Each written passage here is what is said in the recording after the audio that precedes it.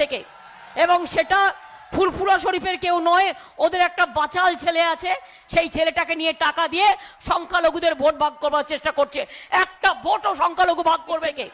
এবং সেটা ফুরফুরা শরীফের কেউ নয়, ওদের একটা বাচাল ছেলে আছে, সেই ছেলেটাকে নিয়ে টাকা দিয়ে সংখ্যালঘুদের ভোট ভাগ করবার চেষ্টা করছে। একটা ভোটও সংখ্যালঘু ভাগ করবে কে? এবং সেটা ফুরফুরা শরীফের কেউ নয়, ওদের একটা বাচাল ছেলে আছে, সেই ছেলেটাকে নিয়ে টাকা দিয়ে সংখ্যালঘুদের ভোট ভাগ করবার চেষ্টা করছে। একটা ভোটও সংখ্যালঘু ভাগ করবেন না, তপশিলীরা ভাগ করবেন না, আদিবাসীরা ভাগ করবেন না, সাধারণ মানুষ ভাগ করবেন না। যতই ভয় দেখাক, গিয়ে কুরকুর করে বলবে, ওরে ওরা তো মুসলমান, তুই তো হিন্দু, ভোটটা দিবি না। তো মমতা ব্যানার্জি কি হিন্দু না মুসলমান? আমার টাইটেলটাও তো আমি ব্রাহ্মণের ঘরের মেয়ে, কিন্তু আমি যদি বলতে পারি হিন্দু মুসলিম শিখ খ্রিস্টান সবাই আমার ভাই বোন, ওরা কোন হরিদাস? কোন হরিদাস? আমরা দুর্গা পুজো করব, আমরা কালী পুজো করব, আমরা লক্ষ্মী পুজো করব, আমরা সরস্বতী পুজো করব, আমরা পঞ্চানন বর্মা ঠাকুরের পুজো করব। আর এই হরিদাসগুলো এসছে, খেয়ে দেওয়ার কাজ নেই, শুধু হিন্দু মুসলমান ভাগ করে দাও।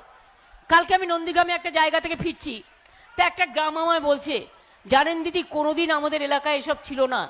গ্রামে গ্রামে এসে বলছে যে তুমি মুসলিমদের পাড়ায় যেও না, আর ওদের হিন্দুদের ভোটটা সব বিজেপিকে দাও। কেন বিজেপিকে দেবে? কেন দেবে তোদের ভোট? 950 টাকা যখন গ্যাসের দাম করিস তখন মনে থাকে না? জেনে রাখুন, গতকাল ডিক্লেয়ার করেছিল আর একটা সাংঘাতিক খবর, যে ব্যাংকের সুদ আরো কমিয়ে দেবে। 1 বছর আগে আরো অর্ধেক কমিয়ে দিয়েছিল যারা ব্যাংকে টাকা রাখেন। তারপরে আমরা চেপে ধরাতে ইলেকশন পর্যন্ত ক্যান্সেল করেছে। যেই ইলেকশন হয়ে যাবে ব্যাংক সব বন্ধ করে দেবে, এবং ব্যাংক বন্ধ করে দেবে, আপনারা টাকা কেউ ফেরত পাবেন না যারা ব্যাংকে টাকা রেখেছেন। তো কি চান? বিজেপি চান না তৃণমূল চান?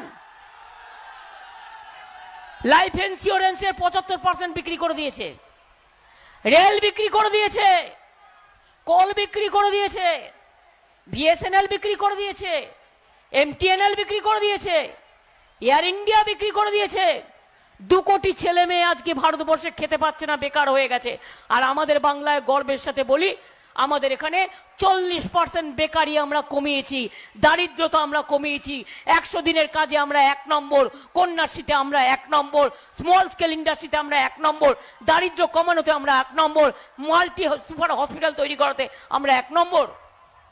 কোথায় ছিল কুচবিহারের মানুষ ট্রিটমেন্টের জন্য একটা জায়গায় যেতে পারতেন না?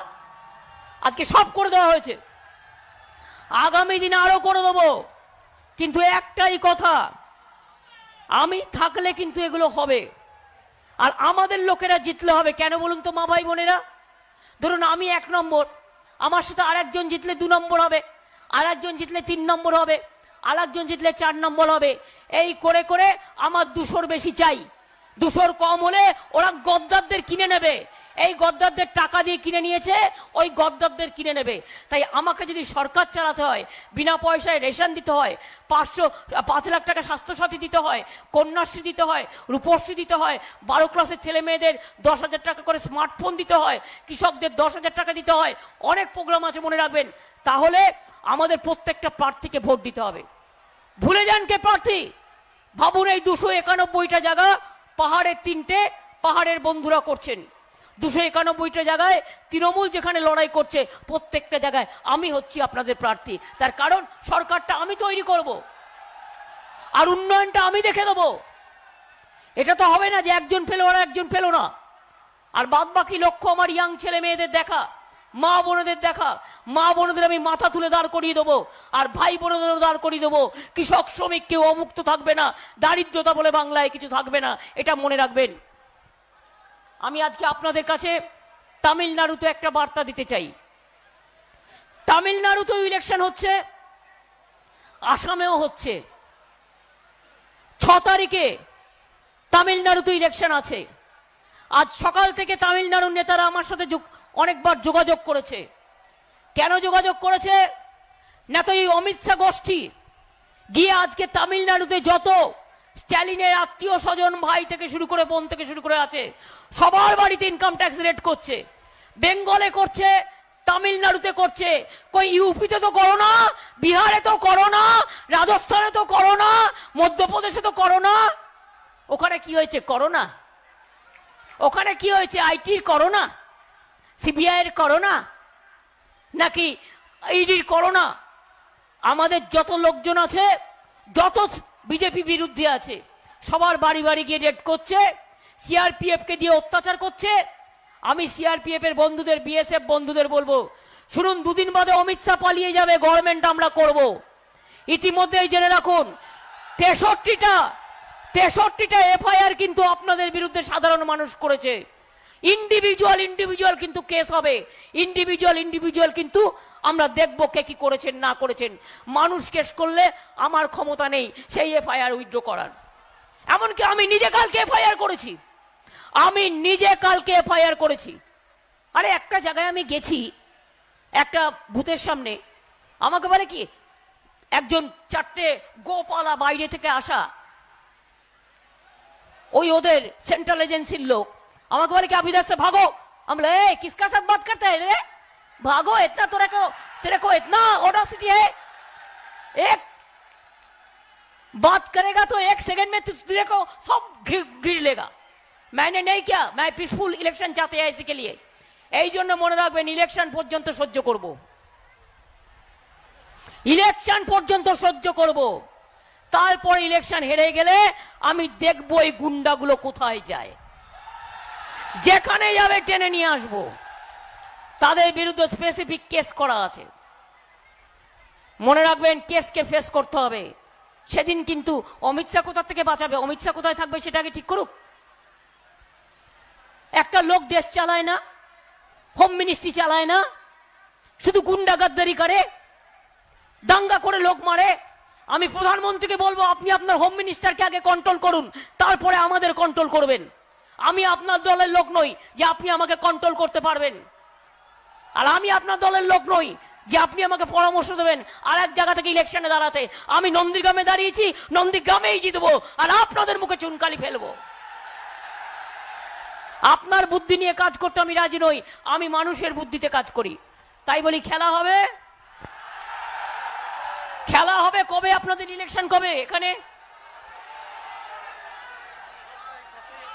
তোমাদের সবার 10ই এপ্রিল কুচবিহার ইলেকশন, 6 এপ্রিলও কোথাও কোথাও আছে থার্ড ফেজ।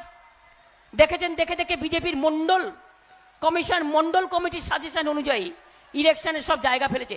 ভেবেছে এমন করে ডেট ফেলি যাতে মমতা ব্যানার্জিরা মিটিং করতে না পারে। বুঝুন, কাল নন্দীগ্রাম, আজ কুচবিহার, আজ আলিপুরদুয়ার, কালকে সুন্দরবন, এমন করে ডেট করেছে নিজেদের সবকিছু আছে বলে। আর আমরাও অত বোকা নই। অমিত শাহ, নরেন্দ্র মোদী, জেনে রেখো, ঈশ্বর আল্লাহ মানুষের পাওয়ারই আমাদের বড় পাওয়ার। তাই দেখেছো, কাল ছিলাম নন্দীগ্রাম, আজ এসেছি কুচবিহার, আবার যাব ফালাকাটা, আবার যাব দার্জিলিং, আবার যাব কলকাতা, কালকে আবার যাব সাগরদ্বীপে মিটিং করতে। আমার সাথে পেরে ওঠা মুশকিল, আমি ভাঙিতাও মচকাই না, এটা মাথায় রাখতে হবে। তাই আগামী দিন খেলা হবে, এমন ভাবে খেলবেন যাতে বিজেপিকে বোল্ড আউট করে মাঠের বাইরে বের করে দেবেন। মা বোনেরাও খেলবেন হাতা খুন্তি দিয়ে। আপনার ভোট হচ্ছে একটা খেলা, গণতন্ত্র, ভোটটাকে রক্ষা করতে হবে। কেউ ভয় দেখালে কিচ্ছু বলবেন না, চুপচাপ থাকবেন, ভোট বাক্সে গিয়ে ভোটটা মেরে দিয়ে আসবেন। আর যদি গুন্ডা এসে এলাকায় দাঁড়ায়, সব মা বোনেরা একসাথে মিলে হাতা খুন্তি ঝাড়ু সব নিয়ে বেরোবেন, এটা মনে থাকবে। তা নাহলে কিন্তু আগামী দিন বিনা পয়সায় খাদ্য, কন্যাশ্রী, স্বাস্থ্যসাথী থেকে শুরু করে Banabithi picnic spot and resort শহরের কোলাহল ও ব্যস্ততার ঘেরাটোপ থেকে নিজেকে মুক্ত করতে চলে আসুন বনবিথী পিকনিক স্পট অ্যান্ড রিসর্টে। কলকাতা থেকে মাত্র 30 মিনিট দূরত্বে কোলাহল মুক্ত মনোরম পরিবেশে নিজের পরিবার, কোয়ার্কার, ক্লায়েন্ট মিটিং বা কয়েকদিনের ছোট্ট ট্রিপের জন্য চলে আসুন আমাদের রিসর্টে। আমাদের ঠিকানা জাগুলগাছি, ঘটকপুকুর, সোনারপুর রোড, ভাঙড়, দক্ষিণ 24 পরগনা। বিস্তারিত জানতে ফোন করুন 9732684321 অথবা 8918067831 নাম্বারে।